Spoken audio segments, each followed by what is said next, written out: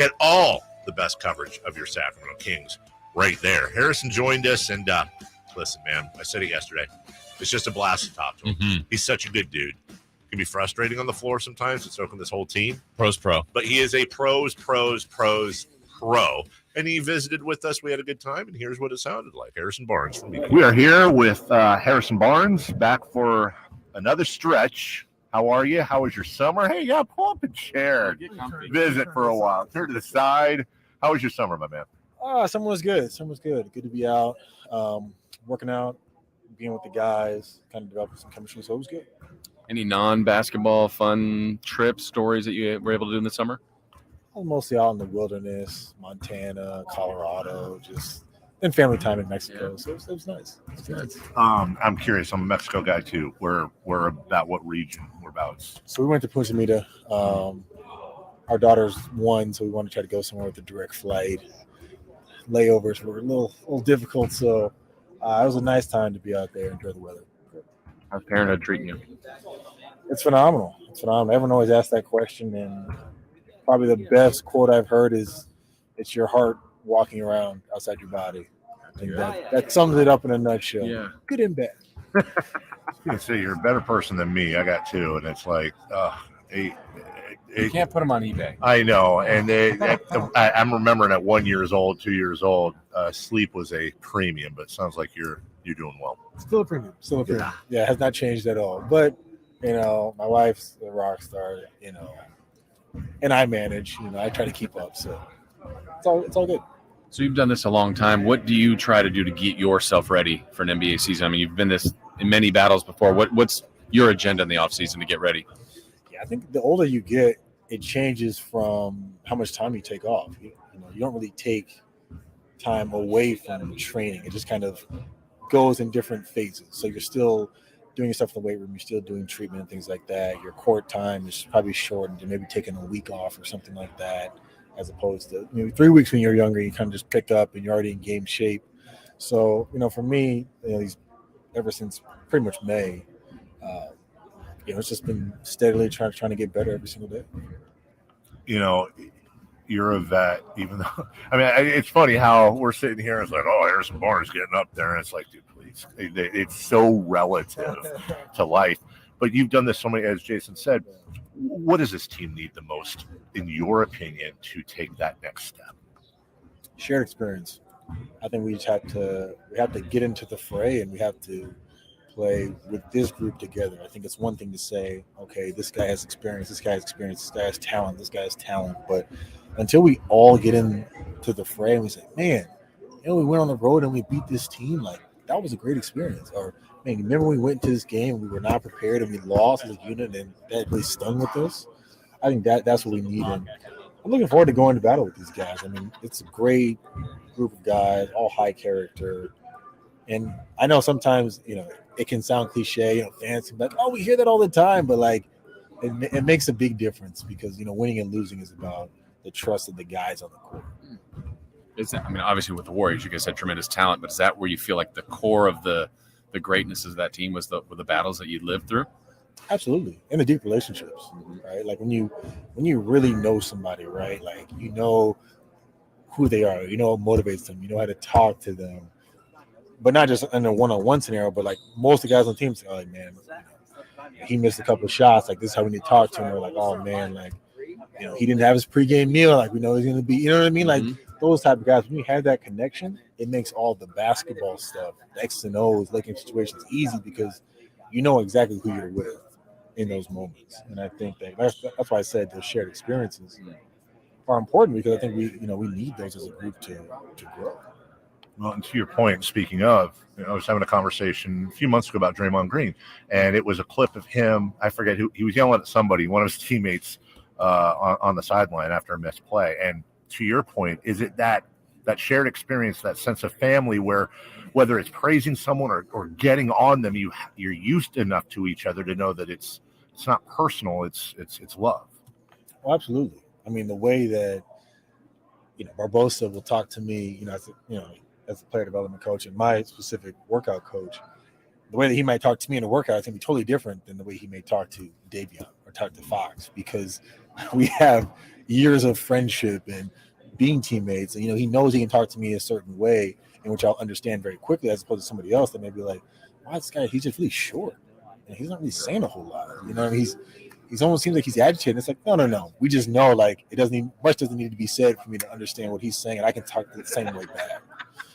And it's received. So what we see, the version of you, seems like a really well-measured, great teammate. Do you feel like you guys have enough people like to push the button of another teammate on this roster when needed?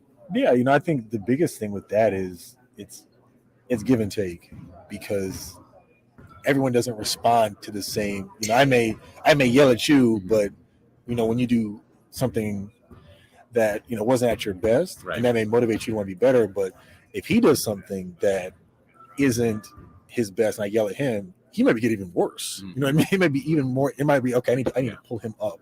I need to go put my arm around him instead of getting in his chest. So it's very different. I think a lot of times, especially in sports, we're used to seeing that, right? Like the guy goes and yells at this guy, and he ends up performing at a spectacular level. That's like most guys, behind closed doors, really, the talking is different. Other than playing basketball, the two things that come to mind most when people talk about you is you're whip smart and you're just a good dude. And I'm curious, when you get done here, because it's going to be a while. It's going to be a while. I appreciate that. But do you occasionally think about what's next, what you're interested in? Because I have a feeling your post basketball life is going to be pretty special. There's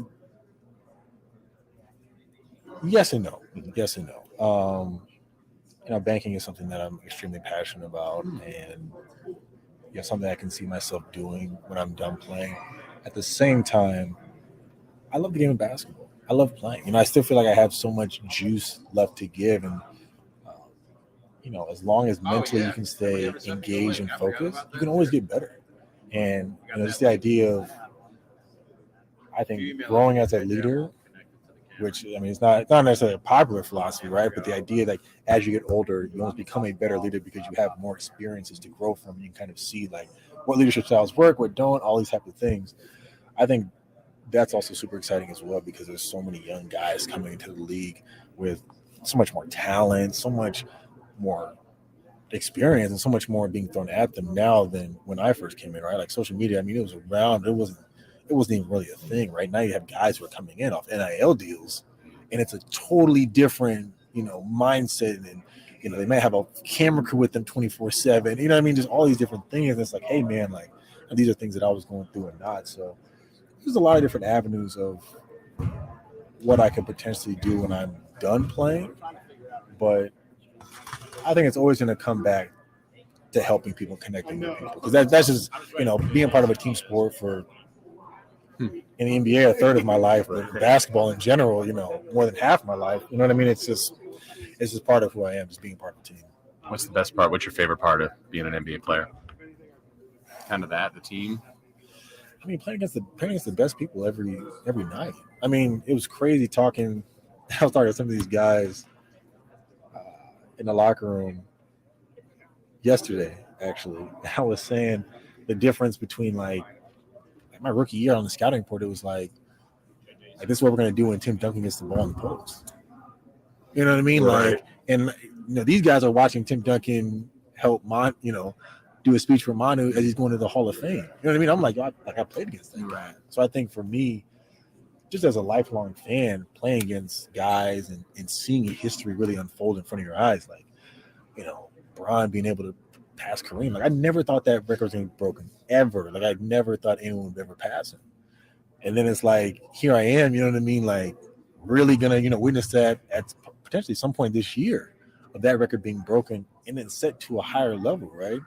And then potentially, you never know, playing with somebody now or playing around the league with somebody now who could eventually pass that, right? It's just like, it's just so crazy to when you really think about it, like, get on the floor with these guys every single night and just be a part of it. Last thing for you, Harrison, and I'm going to be broad here, and you land the plane however you want, because your voice is very much looked up to, and you've been very active with things important in the community. With things going on in the league recently at the upper levels, I was just curious as to how you feel, how proud, or I don't know if that's the right word, to be in this league and where you're at with all that.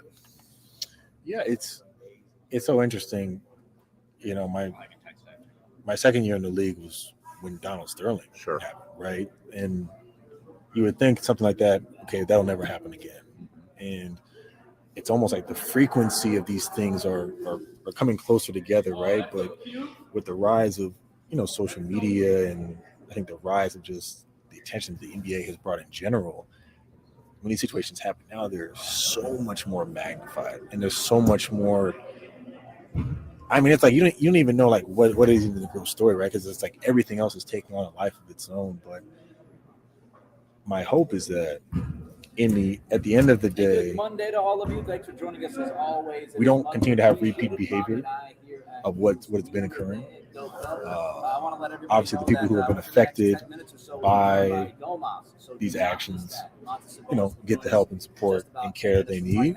But also that moving forward, our league is in a better place from everybody, from the players to the coaches to the staffs to the front offices to people working on the business side, all of that moving forward, is that we can all be in a more productive, safe work environment in which we end up becoming a standard for how workplace treatment, quality, and behavior should be, and not necessarily the case point of why change needs to happen. Awesome. That's awesome. Stay healthy. Have a wonderful year. Thanks so much. Appreciate it, guys. He's just so fun to talk to. Yeah. And we're going to talk more about